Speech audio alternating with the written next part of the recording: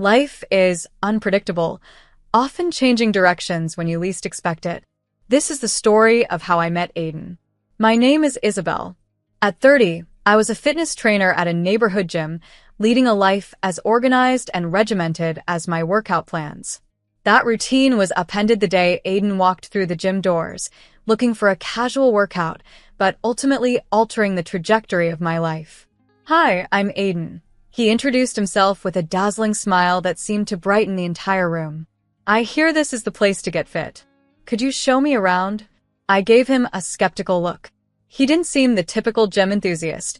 He appeared more accustomed to winning people over with his charm. "Okay, Aiden. Follow me, and you'll be in shape in no time. But just so you know, I don't take it easy on anyone." Aiden's laugh was full of mischief. "I wouldn't want it any other way. Lead the way, Isabel." Training Aiden was like trying to rein in a spirited horse. He was bursting with energy and possessed a stubbornness that matched his vigor. Yet, underneath his playful banter and relentless jokes, I sensed a deep respect and an undeniable connection between us. Our days at the gym quickly became the highlight of my week. It was no longer just about fitness. It was about the laughter, the stories we shared, and the camaraderie that grew with every session. One evening, as we were finishing up, Aiden's usual jovial expression turned solemn. "Isabel, there's something I need to tell you. I'm here not just for the workouts. I'm here for you. You have a strength and a fire in you that I've never seen in anyone else, and I find myself drawn to you." I was stunned. Aiden, the eternal joker, was now standing before me, vulnerable and sincere. "Aiden, I don't know what to say. You're not what I expected, but I can't deny there's something real here." That moment marked the beginning of a whirlwind romance. It was intense and passionate, sweeping us up like a storm. Before I knew it, I was exchanging wedding vows with the man who had walked into my gym and turned my world on its head. However, our fairy tale faced challenges soon after. "Isabel, we need to move into my mother's house. I have strong family ties, and it's crucial for me to be there for them," Aiden revealed soon after our wedding. My heart sank. Daniela, his mother, was known for her sharp tongue and critical eye, a stark contrast to Aiden's warmth. And then there was Lucy, his sister, who mirrored her mother's arrogance and disdain. "Aiden, are you sure about this? Your relationship with your mother and Lucy is already strained. Is this the best move for us?" I asked, trying to mask my concern. Aiden took my hands, his eyes earnest. "Isabel, I know it's not ideal, but family means everything to me. We'll make it work, I promise. It's us and our little family against the world." Moving into Aiden's family home felt like entering a war zone. Daniela's house was her fortress, governed by her rules. Lucy was her shadow, amplifying her mother's critical nature. Each morning, Daniela's greeting dripped with an insincerity that was hard to miss. Despite the tension, Aiden's promise echoed in my mind. We were determined to make it work, believing in the strength of our bond to overcome the familial storms. As challenging as life became, it was a testament to the unpredictable paths love can take us on, and the resilience it demands from us. Life at Daniela's house was demanding, a never-ending cycle of household duties where every day felt like a repeat of the one before. "Isabel, don't forget the dishes need washing, and the living room needs dusting. We run a tight ship here," Daniela would remind me sharply. I nodded, swallowing the comeback that almost slipped out. "Of course, Daniela. I want everything to be perfect." Lucy, ever the spectator from her spot at the kitchen table, would eye me critically. "Yeah, Isabel, try to keep up. We don't need any dead weight around here." The days were relentless, filled with cleaning and cooking, as I tried to navigate life in a home that felt more like a minefield than a haven. Aiden, caught up in his own world with the restaurant, was like a shadow in his own family's house. But then life threw me another challenge. I was pregnant. What should have been a joyous announcement felt like just another complication in already turbulent waters. "Pregnant, huh?" Daniela's voice was flat, her eyes unyielding. "Well, don't expect any special treatment. This house doesn't run itself, you know." I stood my ground, my hand instinctively resting on my belly. I don't expect special treatment, Daniela. But I do expect some understanding. I'm carrying your grandchild. That quieted her, if only for a moment. But the respite was short-lived. The chores piled up, the glare sharpened, and the house felt increasingly claustrophobic with each passing day. Lucy watched me struggle, a smug smirk never far from her face. You're slowing down, Isabel. I can't handle a bit of housework. What kind of mother are you going to be? I wanted to shout, to fight back, but I restrained myself for Aiden, for the tiny heartbeat growing stronger inside me. The tension became a constant companion, an unwelcome guest at every meal, every moment. Aiden tried to mediate in his way, but between his family and the restaurant, he was pulled in 1,000 directions. One night, weighed down by the day's pressures, I pleaded with him. Aiden, talk to them, please.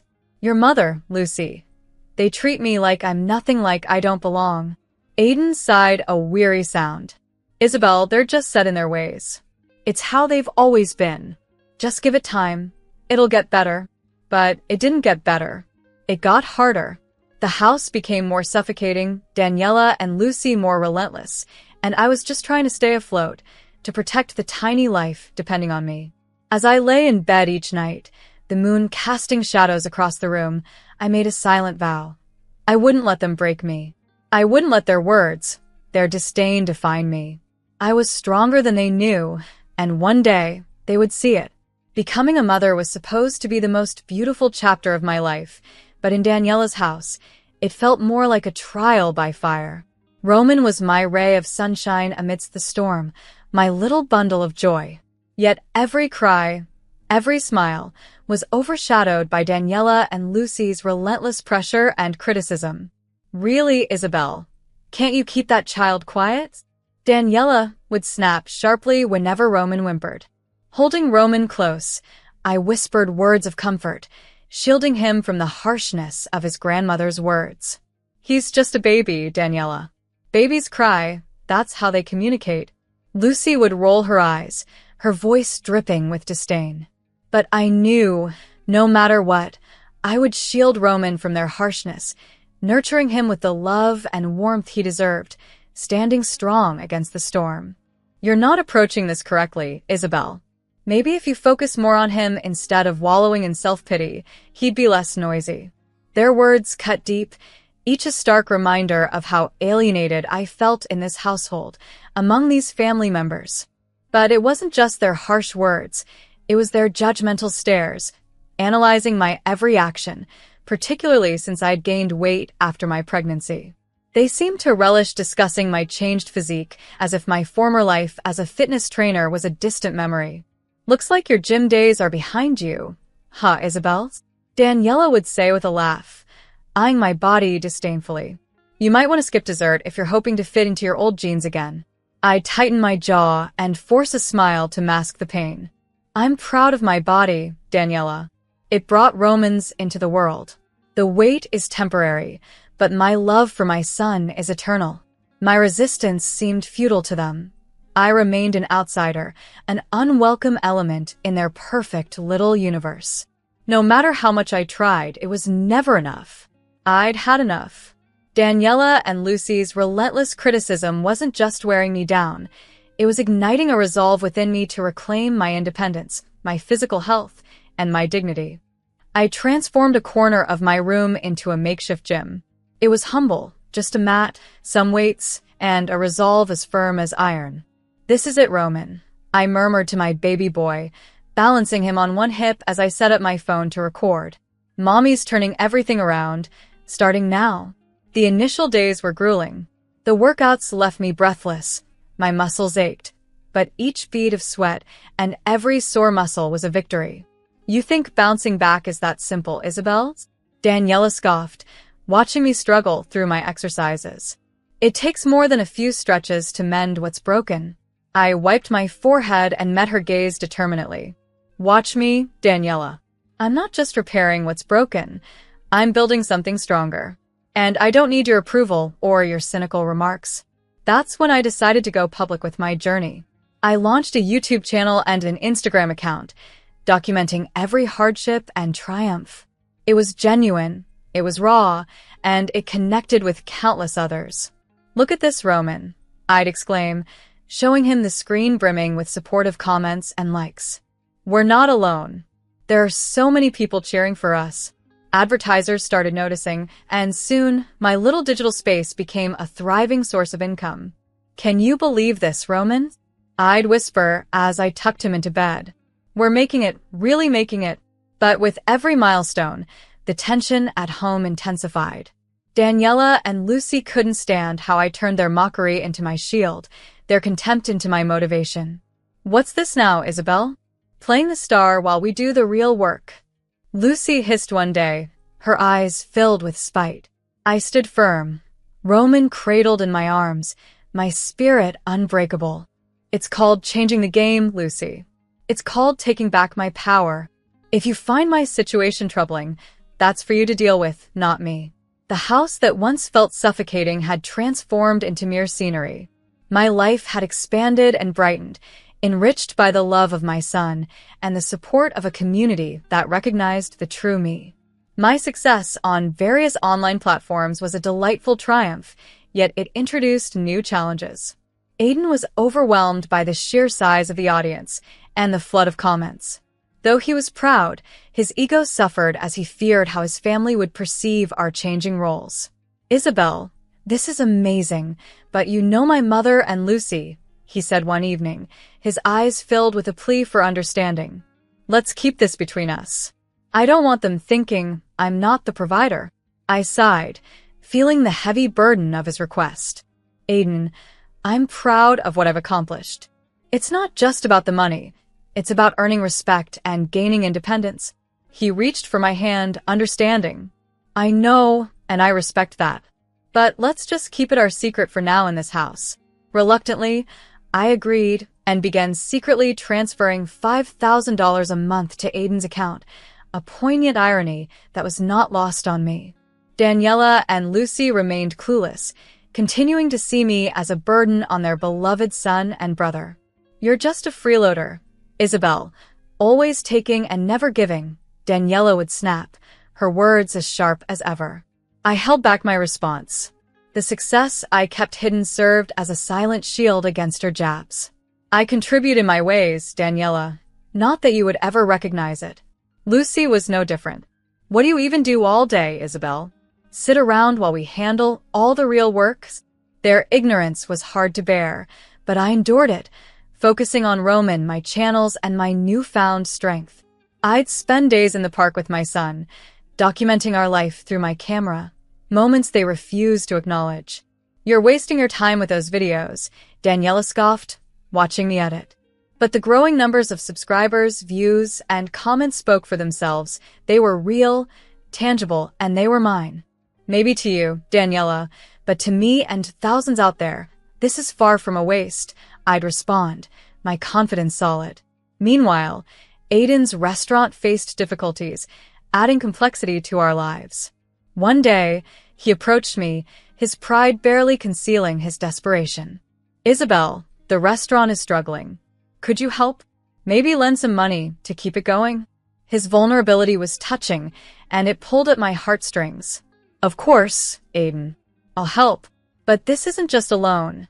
It's an investment in us, in our family." His relief was visible, mixed with unspoken acknowledgement that I was now the lifeline, the quiet savior of our family's facade. As I transferred $12,000 and saw the gratitude and guilt in his eyes, I realized the balance had indeed shifted. Time in that house felt like a ticking time bomb, with each day edging us closer to an inevitable explosion. Lucy's marriage introduced her husband Brooks into our already crowded space, adding to the constant chaos and tension. "You two just take up space," Daniela sneered, her words slicing through the crowded living room. "You're nothing but freeloaders, Isabel. You and that kid." I clenched my teeth, pulling Roman closer. "We're family, Daniela. Or at least, that's what a house like this is supposed to mean." When Lucy revealed her pregnancy, Daniela's demeanor took on an even harsher tone, directly affecting the household dynamics. "This house is getting too crowded, Isabel. You and your son are just in the way," she stated bluntly. The words hurt deeply, but before I could react, Aiden announced unexpectedly during dinner that he needed to leave town for a few weeks due to his restaurant business, avoiding eye contact with me. His departure felt unbearable, leaving me to handle the tense home environment alone. "You're leaving now?" "With everything that's going on," I managed to say, my voice choked with emotion. As he left, the absence of his support enveloped the home in a palpable gloom. I strived to keep things normal for our son Roman, engaging in activities outside the oppressive atmosphere at home. However, one day upon returning from kindergarten, the sight that met us stopped me cold. Our belongings, bags, suitcases, Roman's toys, were piled outside the front door, as if they were trash. "Mommy, what's happening?" Roman asked, his voice tinged with fear and confusion. Holding back tears, I confronted the closed door. "Daniela, Lucy, why are our things outside?" My voice trembled with anger and disbelief. The chilling reply came from Daniela through the door. "You heard me, Isabel. The house is too crowded, and you two are just taking up space. It's time for you to leave. Find somewhere else to call home." Lucy's mocking laughter only twisted the knife deeper. As I stood there, the world seemed to collapse around me. How would I explain this to Aiden? What would he say to his son about where his wife and child were? With a heavy heart and a mind reeling from shock and betrayal, I gathered our belongings. Holding Roman's hand, we walked away from what was never truly a home. The pain was acute, the betrayal profound, yet it also marked a clear turning point. This was the end of a painful chapter and the beginning of a new one, ours alone. I rented an apartment, a modest but safe refuge for me and Roman. As I unpacked and settled in, the reality of our escape began to truly register. Though I was alone for the first time in a long while, I felt a glimmer of hope and a newfound sense of freedom. Making the apartment feel like home was a bittersweet task, but the shadows of Daniela's house no longer loomed over us. As I was arranging our new space, my phone buzzed with a message from Lucy, her words dripping with malice. "You think you know Aiden? Think again, Isabel." Attached was a link, a gateway to truths I had never imagined. Trembling, I clicked on the link. The screen illuminated with images that completely shattered my reality. There was Aiden, clearly not burdened by restaurant troubles. In the embrace of another woman, their closeness was unmistakable, captured vividly in photographs, a stark contradiction to the fabrications he had spun for me. The images were freshly dated, from just yesterday. His so-called business trip and his claims of being overwhelmed by stress were merely parts of a deceitful charade, with me unknowingly funding the facade. I was left feeling numb, the sting of betrayal melding with a chilling determination. For years, I had silently supported him, underpinning a man who led a dual life, while his family treated me with contempt. This week of emotional turmoil culminated in relentless calls from Aiden. His once soothing voice now ignited my disdain. "Isabel, please come back. Mom and Lucy crossed a line. And the restaurant, it's falling apart. I need you, Isabel. The bills are mounting." Previously, such pleas would tug at my heartstrings, but now they only brewed my scorn. "So, you only reach out when you need me to settle your bills and those of your families?" His voice cracked, desperation leaking through. "We're still a family, you, me, Roman. Isn't that worth fighting for?" A scoff escaped me. "A family? Is that what you call this act?" "No, Aiden, we're far from a family. As for your restaurant and your debts, those are your burdens to bear." Silence hung heavy on the line, thick and awkward. I could sense the gravity of his troubles bearing down on him. "But Isabel, the money. Your problem, Aiden. Your restaurant, your money." "I'm done being your lifeline," I interjected firmly, my voice resolute yet strong. "However, we will discuss this tomorrow. I will come to your mother's house." Resolved, I planned to return to that house not as the subdued woman they anticipated, but as the formidable force they had never anticipated. Armed with the truth and a strategy set to upend their world, I stepped into the lion's den. Aiden's face brightened with a mix of hope and surprise, but Daniela and Lucy's expressions were frosty, clearly displeased by my return. "Look who's back," Daniela sneered, her voice laden with scorn. "Missed us, have you?" I met her gaze steadily. "Not at all, Daniela. I'm here for something crucial." I handed Aiden an envelope, his complexion draining as he realized its contents. Divorce papers. "Our marriage ends here," I declared, the words tasting of freedom. Daniela and Lucy's initial shock quickly shifted to smiles, pleased to be rid of the dead weight. "Oh, Aiden's?" Lucy taunted, her laughter grating on my nerves. Their jubilation was premature. "Don't get too excited," I cut in sharply. "You might want to sit down for this. It's been me, not Aiden, keeping this household afloat." The room plunged into stunned silence as Aiden's gaze flickered between me and his family, the truth now laid bare. "It's true," he whispered, voice barely audible. "The restaurant's been failing. Isabel's been covering everything. She transferred $5,000 to me every month." Daniela and Lucy turned on him, their faces contorted with anger and disbelief. "You lied to us. You let her pay our bills," Daniela shrieked. As they grappled with the reality, Aiden, driven by desperation, announced, "I'm going to file for alimony. I earn less, so it's only fair." His mother and sister applauded this decision, their claps echoing hollowly in the room, oblivious to the seismic shifts unfolding. I couldn't suppress a chuckle at the sheer absurdity of the situation. "You think that's going to work, Aiden? You won't get a dime from me, especially after I discovered your affair." His face went pale. Stammering, he tried to speak, his usual bravado now shattered. I glanced at Lucy sharply. "Your sister graciously provided all the evidence I needed." The ensuing argument was explosive. The house echoed with the sound of accusations and betrayals being thrown openly. Aiden and Lucy were at each other's throats, gesturing wildly as they yelled. Amid the turmoil, I stayed serene, my resolve unshaken. "I'm reclaiming what's mine," I announced, my voice slicing through the uproar. "Every appliance, every piece of furniture I paid for, it's all coming with me. You're left with whatever you've truly earned, which amounts to nothing." And that's precisely what I did. I removed every item I had financed from the house, stripping it bare, leaving them to confront the aftermath of their deceit. Daniela and Lucy's pleas for mercy and forgiveness fell on deaf ears. I blocked their numbers, cutting off all remaining ties to a life filled with deception and disrespect. The fallout was rapid.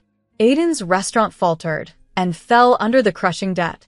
They lost the house, and Lucy's husband departed, leaving behind the ruins of their family.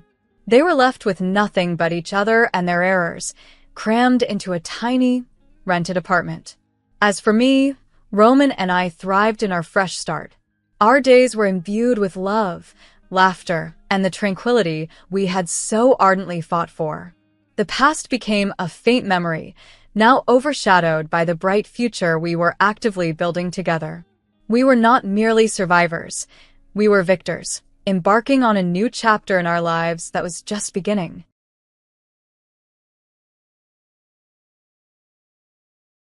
That morning, like every other, I got out of bed at 5 a.m. and prepared breakfast for everyone. Today I made fried eggs, grilled bacon, sautéed spinach, pancakes, and fruits. I tasted them and they were pretty delicious. Then I served it to my mother-in-law and my husband, who woke up and joined me at the table. My husband whispered, "Oh, it's good," and seemed to think it was perfectly delicious. My mother-in-law grinned for a moment and then said the unthinkable. "What's this? It looks like dog food," she remarked, looking at her plate in disgust. "What?" I was stunned. "I can't believe you serve this kind of food," she continued. As usual, my mother-in-law didn't hold back and made another one of her insulting remarks, and my husband, after taking another bite, spoke up. "It tastes awful. I'd rather eat dog food than this," he said, agreeing with his mother. I lost my patience and stood up silently. Without saying a word, I threw all the food into the trash. My name is Athena, a 32-year-old housewife. Last year, I married a man named Daniel who worked at the same company. Newly wedded life with my husband was going pretty well. My husband said he wanted me to be a stay-at-home wife, so I quit my job and devoted myself to housework. I had always lived alone for a long time, so I knew how to cook. Since I became a housewife, I wanted to improve my cooking and tried many new recipes. "Wow, this is really delicious." "Really?" Daniel used to say when I cooked for him. I was so glad my husband would finish all the food I cooked, saying it was delicious. I was so happy that I wanted to devote myself to cooking more. But our happy newlywed life came to a sudden end. My father-in-law passed away, and my mother-in-law was left all alone. My husband said to me, "As the eldest son, I can't leave my mother alone." He asked if we could move in with my mother-in-law. I didn't have a bad impression of her, but I was worried that I would have to be attentive to her if I had to live with her. But my husband insisted, so I gave in and decided to move in with her. Thus began my life with my mother-in-law and husband at my parents-in-law's house. From a rather early stage, my mother-in-law started to treat me badly. She was always lazy and left all the housework to me, yet she would complain that I didn't know how to clean well and didn't pay attention to detail. Her most common complaint was about my cooking. One day, she would complain that the food was too salty, so I used less salt, and then she wouldn't eat it because it was too bland. After I finished cooking, she would complain, "I'm not in the mood for this dish today." The most annoying of all was breakfast. Since my husband wanted to live with his mother at her house, he is now farther away from work, and it takes him 1.5 hours to get there. That's why he leaves the house early in the morning. I wanted to wake up around 6 a.m. to prepare something easy for breakfast, like simple toast and scrambled eggs, but my mother-in-law got angry at me. "You can't serve such a light breakfast to the breadwinner of the family," she exclaimed. She started telling me to cook a main dish, side dishes, and fruit. I tried to rebel, thinking there was no way I could do such a complicated thing, but even my husband backed her up. "Mama is right," he said. "I'm going to ask you to do it from tomorrow." With no one on my side, I had no choice but to comply with their unreasonable demands. But I was still in good spirits at the time. I was determined to make a perfect breakfast and surprise them. Then I started getting up at 5 a.m. to make breakfast. One day, it was grilled salmon, sautéed spinach, eggs, and fruits. Another day, I made an omelet with vegetables like tomatoes, onions, and peppers. I also grilled sausages and put them on the side. I made a variety of dishes and kept adding new ones. However, despite all my efforts, my mother-in-law would always criticize my cooking.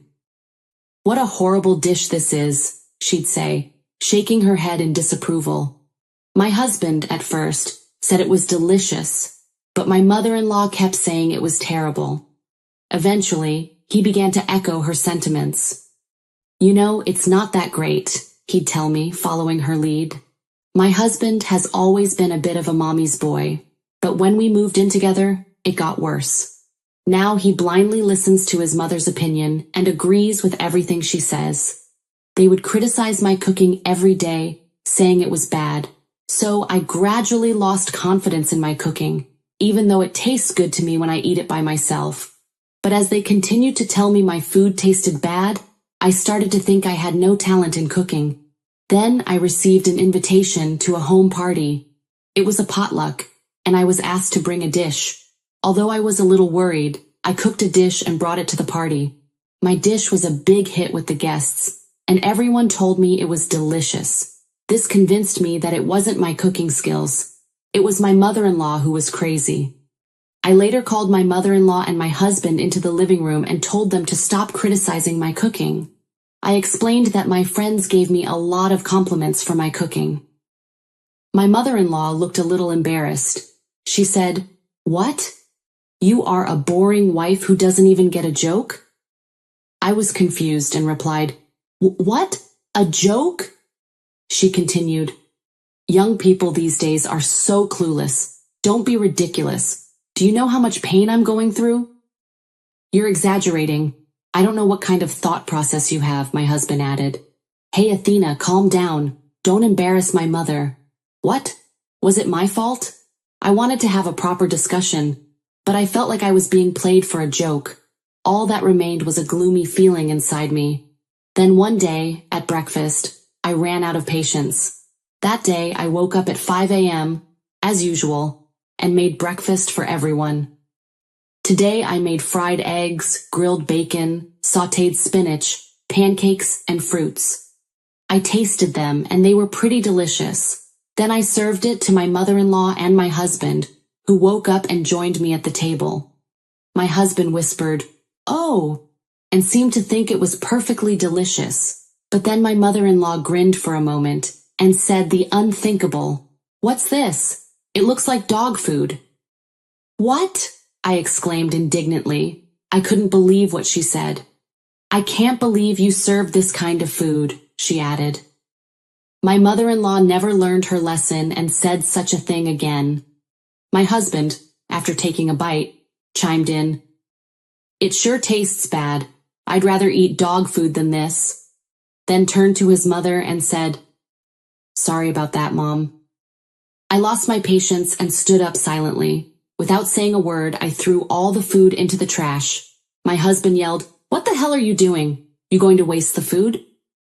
"I'd rather throw it away than let you eat it," I responded, wrapping my portion in plastic wrap and putting it in the fridge. He snapped, "What am I supposed to eat for breakfast?"